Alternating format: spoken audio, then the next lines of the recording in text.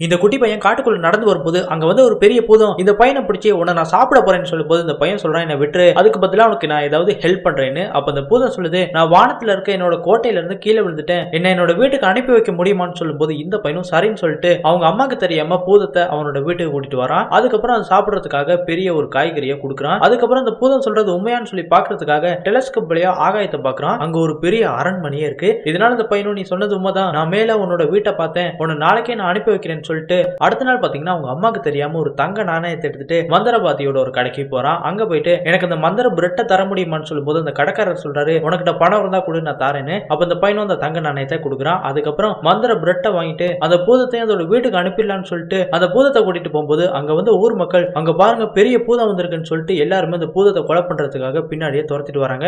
கடைசியா பாத்தீங்கன்னா அந்த பூதமும் அடிபட்டு கீழே விழுந்துருது. உடனே அந்த பூதத்தை பிடிச்சி அங்க இருக்க ஒரு தூண்ல கட்டி நெருப்ப பத்த வச்சு எரிக்க பாக்குறாங்க. இதனால அந்த பையன் அவங்க அம்மா கிட்ட நடந்த விஷயத்தெல்லாம் சொல்லி நம்ம தான் அந்த பூதத்தை காப்பாற்றணும்னு சொல்லிட்டு ரெண்டு பேருமே ஊர் மக்கள்கிட்ட வந்து அந்த பூதத்தை விட்டுருங்க அது பாவம்னு சொல்லும்போது இதை கேட்ட ஊர் மக்கள் எல்லாருமே நீங்க தான் அந்த பூதத்தை கூட்டிட்டு வந்தீங்களான்னு சொல்லிட்டு இவங்க ரெண்டு பேரையுமே அந்த தூண்ல கட்டி நெருப்பு பத்த வச்சு எரிக்கிறாங்க. இதனால அந்த பூதம் கவலைப்பட்டு அழும் போது அதோட கண்ணீர் பட்டு நெருப்புமே அணைஞ்சிருது. உடனே அந்த பையன் கயிறு அவுத்துட்டு வந்து அங்க இருக்க கோடாலியை வச்சு அந்த கயிறை கட் பண்ணி அவங்க ரெண்டு பேரையும் காப்பாத்தி யாருக்கும் தெரியாத ஒரு காட்டு பகுதிக்கு வந்துடுறாங்க. அதுக்கப்புறமா அந்த மந்திர பிரெட்டை மண்ணுல புதைக்கும் போது பெரிய பிரெட் ஒன்று வளர்ந்து அப்படியே அந்த பையன் ஆகாயத்தை நோக்கி போக ஆரம்பிக்கிறான். இதனால அந்த பூதம் வந்து பையனை காப்பாத்துறதுக்காக அந்த பிரெட் மேல ஏறி வரும்போது அங்க வந்து ஊர் மக்கள் எல்லாருமே இந்த பூதம் தப்பிச்சு போக பாக்குதுன்னு சொல்லிட்டு அந்த பண்ணை வந்து வெட்டுறாங்க. இதனால அந்த பூதமும் கீழே குதிச்சு மேல இருந்து கீழே விழுந்து அந்த பையனை வந்து காப்பாத்திருது. அப்படியே அந்த பிரெட்ல பாத்தீங்கன்னா அந்த பிரெட்டை வெட்டின லேடி வந்து இடையில மாட்டிக்கிறாங்க. இதனால அந்த பூதம் அந்த பிரெட்டை தூக்கி அந்த லேடியை காப்பாத்துது. இதை பார்த்த ஊர் மக்கள்லாம் அந்த பூதம் நல்லதுதான், நம்ம தான் தப்பா நினைச்சிட்டோம்னு சொல்லிட்டு பூதத்துக்கிட்ட மன்னிப்பு கேட்கறாங்க. அதுக்கப்புறமா அந்த பையனும் பாத்தீங்கன்னா கடைசியா இருந்த ஒரு பிரெட்டை வந்து மண்ணுக்குள்ள புதைக்கிறான். அதுக்கப்புறமா அந்த பூதமும் எல்லாத்துக்கும் நன்றி சொல்லிட்டு எல்லாருக்கும் ஒவ்வொரு தங்க முட்டைகளை கொடுத்துட்டு இந்த பையனுக்கும் நிறைய தங்க முட்டைகளை கொடுத்துட்டு பாய் சொல்லிட்டு